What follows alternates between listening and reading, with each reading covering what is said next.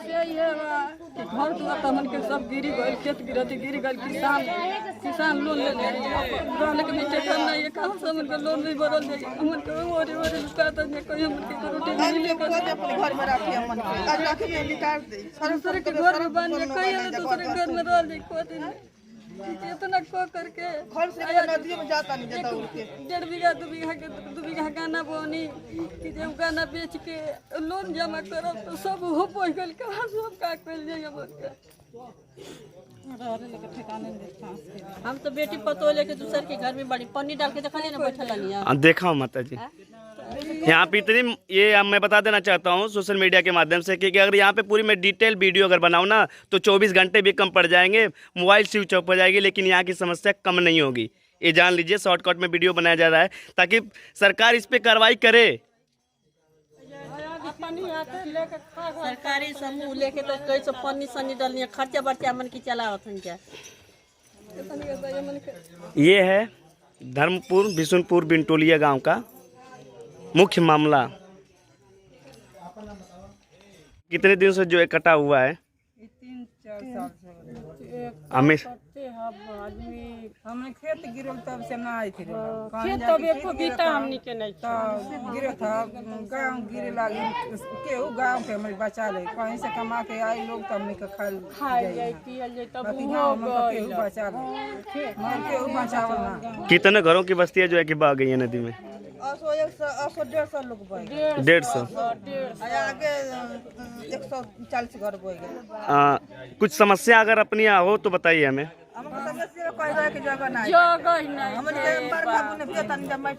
एक दिन एगो हमर नाती तुरंते डगड़ाइल बुझाइल कि तुरंते डूब जाला,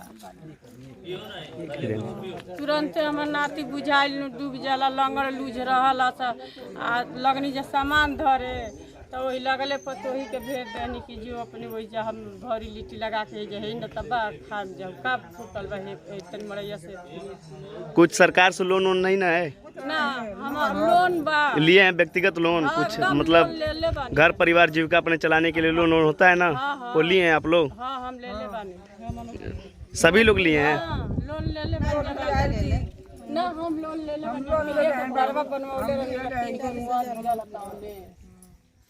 जब घर द्वार गिर गए खेती गृहस्थी गिर गई तो कैसे भराई? हाय बिजली वाला पैसा मांगता लो तो केना हमनी के भर पाएम जा? बिजली वाले पैसा मांग रहे हैं? हाँ कहता कि पैसा और इतना दिन रहलू हलो हमनी के पैसा चाहिए। हमनी के कहाँ से पैसा दें बाबू? या उनसे बिजली की पैसा मांग रही है, लेकिन वह सरकार से ये मांग नहीं कर रही है कि जो लोग घर से बेघर हुए हैं, जिनकी ज़मीनें बर्बाद हो गई हैं, जो तकलीफ़ें में हैं, उनके साथ इंसाफ हो, उन्हें कुछ सुझाव मिले। आज इनके पास ज़मीनें नहीं है, रोड पे रह रहे हैं, जगह नहीं है। जो भी इनके नाम से ज़मीनें थी, लमसम मैं आपको जूम करके दिखाता हूँ, जो नाव दिख रही है बहुत सारे दूर पे, वहाँ तक इनकी बस्तियाँ बसी हुई थी, लमसम 400 घर के यहाँ।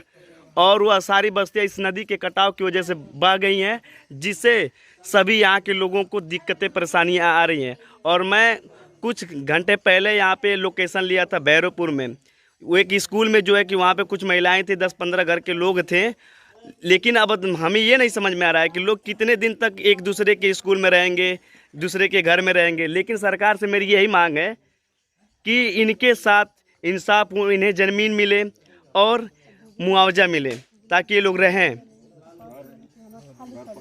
और घर जो है कि पक्के बहे हुए हैं, अच्छे अच्छे घर बहे हुए हैं, तो पक्का जो है कि घर बनवाया जाए। और इनके जो भी लोन है, इनके ऊपर जो भी सरकार से जो भी मतलब अपने बिजली का, और पहले नंबर मुख्य अभियंता से ये चीज़ें हैं, अधिशासी अभियंता और मुख्य अभियंता से, कि ये लोग जो भी हैं इनके ऊपर जितने भी जो है कि लोन है, कर्जा है, वह माफ़ करें।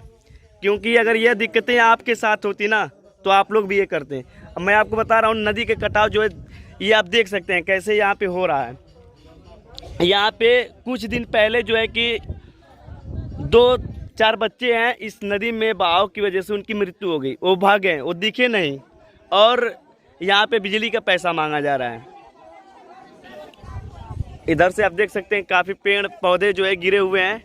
लोगों में यह भय समाया हुआ है कि यह जो कटा हुआ है, जो पेड़ के पास से कटा हुआ है, वह फिर जल्दी ये घर को ले सकता है, इसको भी बहा सकता है। लोग डरे हुए हैं, यहाँ से हटना चाहते हैं।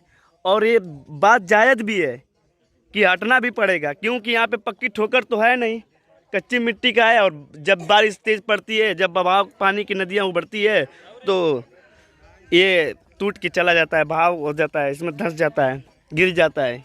और ये देखिए सब इसी में बहावने की होने की वजह से यह घर से लोग बेघर हुए हैं। नदी में विलीन हो गए, उनको अगर उचित रूप में मुआवजा न मिला तो हम ऐसा आंदोलन कर देंगे कि सरकार को समझ में आ जाएगा। आंदोलन,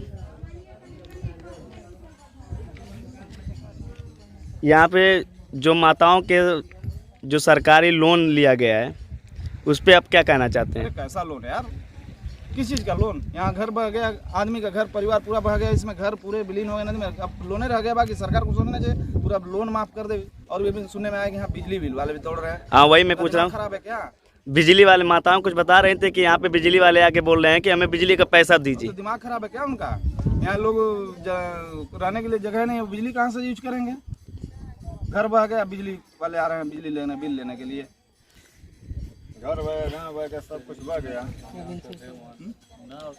ये जो बस्ती मतलब जो दिख रही है यहाँ पे प्रेजेंट टाइम में जहाँ पे हम लोग खड़े हैं, यहाँ से कितने दूर तक जो है कि बस्तियाँ बसी हुई थी, गांव के लोग बसे हुए थे? मिनिमम यहाँ से देख रहे हैं ना आप, 500 मीटर तक है, वो देख रहे हैं, दिखाई दे रहा है 500 मीटर। यहाँ से 500 मीटर अंदर वो जो नाव दिखाई दे रहे हैं जी, वहाँ तक गाँव था। मैं 4 महीना पहले मैं आया था, तो मैं वहाँ तक गया था, वहाँ तक गाँव था। अच्छा। और ये पूरा विलीन हो गया, पूरा बस्ती पूरी विलीन हो गई है नदी में। ये प्रशासन को थोड़े ध्यान है, सत्ताधारी जो बैठे हैं उनको तो बस वोट से मतलब है। और हमारे लोग हैं कि सीधे साधे लोग हैं, उनको वोट दे करके सत्ता शासन में बैठा देते हैं और उसका नाजायज फायदा वो लोग उठा रहे हैं। कोई सुख सुविधा नहीं यहाँ पे अवेलेबल है। इसमें कोई जान बान की खतरा नहीं हुई है? जान बान की 5 लोग इसमें नदी में बह गए, इस नदी में 5 मुआवजा नहीं मिला अभी तक। सर आप थोड़ा लोकेशन दीजिए, आप यहाँ के हैं तो। नाम क्या पड़ेगा आपका? सचिन कुमार जी। मुख्य समस्या यहाँ की क्या है?